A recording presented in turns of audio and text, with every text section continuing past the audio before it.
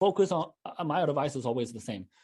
Focus on a small number of projects that you know well. And if you know that the project is going to survive, and you can tolerate the risk, by all means. But understand that tomorrow the market may go down even further. It may go up, it may go down. Nobody knows what's going to happen tomorrow.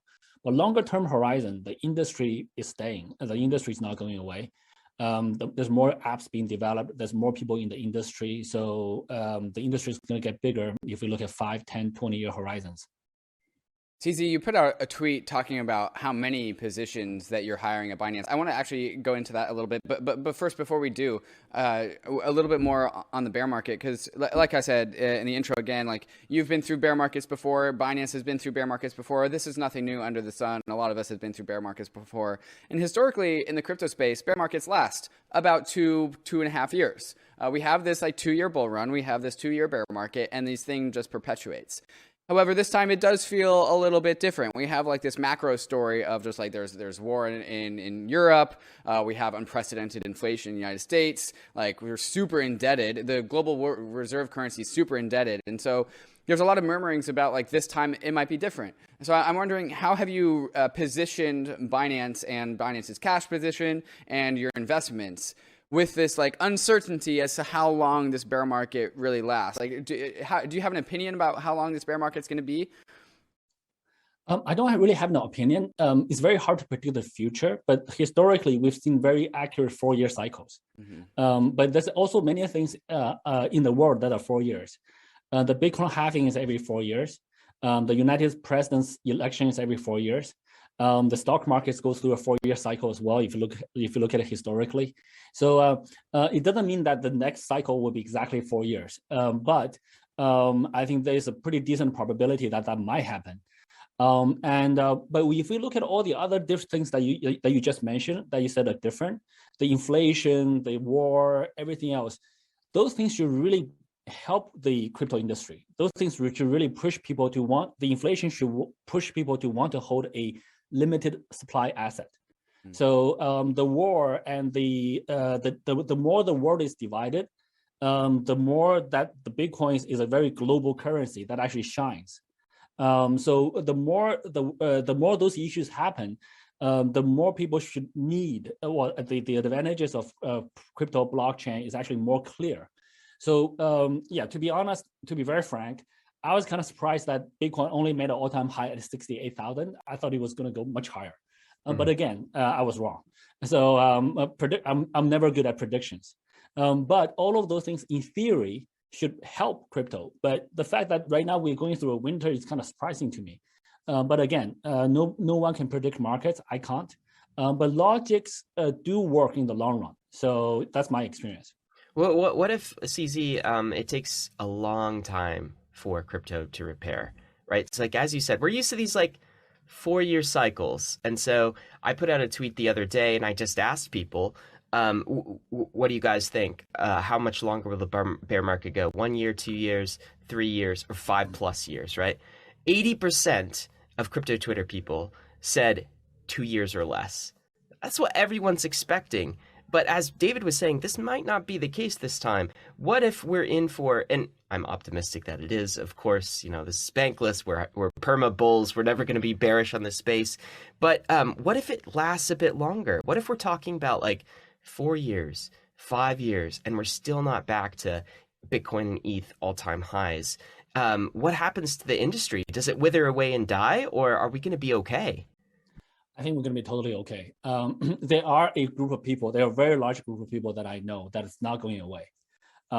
So there are some, new investors that gets shocked, surprised, fear, and they go away for a while.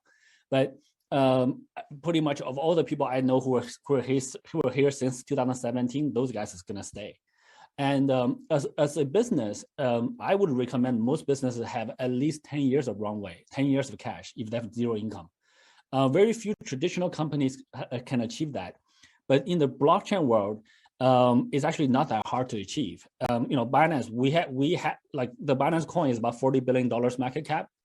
We have the team portion we never used, and we do commit to burn that. But we also have income. Like even the team portion was double-digit $1 billion. So most crypto companies sit on this, if they manage well, they could be sitting on this really large cash reserve. So and even if we don't touch that, we actually still, that aside, we actually still have very healthy reserves that will last us many years. So they are, and also in the crypto business, they are very clear, very simple business models. You should have revenue, and because we're dealing with crypto money, we're dealing with this industry. It's actually not difficult for good businesses to make money. So I think just sustainability-wise, many businesses in this industry can sustain for a very, very long time. So I'm not too worried about it. CZ, I want to go back to that tweet where you talked about how we have 2,000 open positions at Binance, which is a crazy number. We're seeing layoffs at Coinbase, we're seeing layoffs at BlockFi, but you're saying that Binance has 2,000 open positions. Can you tell me a little bit more about like just the general sectors that these open positions are for? Like, is there anything in specific that there's like, I don't know, maybe the world of staking, and staking assets is really popular right now, or there's like other protocol developments. Like, in what areas are you hiring the most? I think we're basically hiring across the entire spectrum of every position we have. That typically comes down to, about half of them are engineering positions, and that's always one of the hardest places to hire. Luckily, we can hire globally, so we can tap into different talent pools all around the globe, which is fantastic. The second thing is, in large number, is customer support. So as much AI we do, as much automation we do, we still actually do need quite a large number of people talking to people.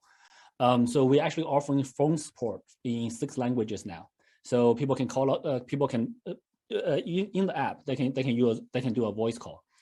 The other roles are marketing, legal, compliance, other back office roles. There's many of them. So we cover a fairly wide spectrum. We also are in the technical side. We're also looking for different type of developers, like mobile developers, web developers, blockchain developers, all of this type of different roles.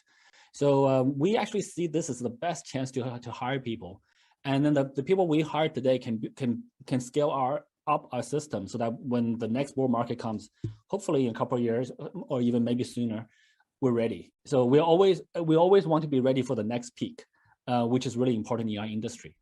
And how many people does Binance employ currently? Because 2,000 is a crazy number. What number are you at currently? We're just around 6,000 right now. Wow. So we want to get to about 8,000 before the end of the year. That's the target. Amazing, amazing. And where does the revenue come to support like so many people at this company? I think that makes you like the largest crypto company by far, right? I think today by employees, we should be the largest now. Mm-hmm. Our revenues are pretty simple. We charge a fee when people trade, and that's it. That's the bulk of our revenue. We have some other stuff like we have M&A, which done